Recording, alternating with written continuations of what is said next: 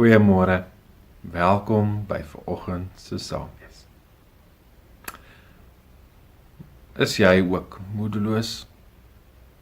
Is daar dalk iets in jou lewe wat met jou gebeur het, wat gemaak het dat jy moed verloor? Waarheen? Watter kant toe? Ons het hoop gehad, en dit voel of dit nou daarmee heen is. Moedeloos. Moedeloos wees is so deel van die lewe soos ons hom ken. Wat maak ek as ek moedeloos is? Wat maak ek as gelowige? Waaraan hou ek vas wanneer ek moedeloos is? Vanoggend luister jy dalk hierna en jy sê, ek is moedeloos. Gaan deur 'n moeilike tyd in my lewe. Ek is moedeloos, ek het my werk verloor. Ek is moedeloos met my gesondheid. Wat dit ook mag wees.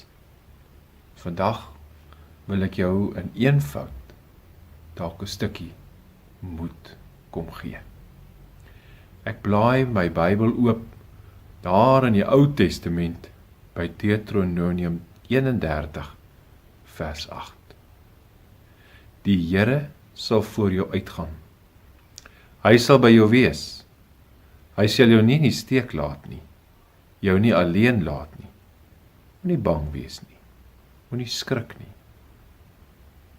Blaai verder, Psalm 34 vers 19. Die Here is naby die gebrokenes. Hy help die moedeloses. Psalm 34 vers 19. Psalm 147 vers 3. Hy genees die gebrokenes van hart en verbind hulle wonde. Mag jy net nog so bietjie moed hou.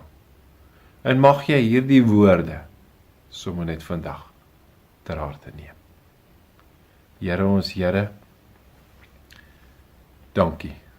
Dankie vir die woorde, so uit die woord self, dat daar waar ek dalk mag wees in my lewe, moedeloos, nie weet watter kant toe nie, die moedeloosheid my oorval, mag U my vooruitgaan, mag U ook by my wees. Here, mag U my nie alleen laat nie. Here, sal U naby my wees, ek voel gebroke, mag U my help, ek is moedeloos. Here, mag U my genees van my gebrokenheid, mag U my wonde verbind. Amen. Mag jy moed hê vir vandag. Mag jy hierdie woorde ter harte neem. Mooi bly.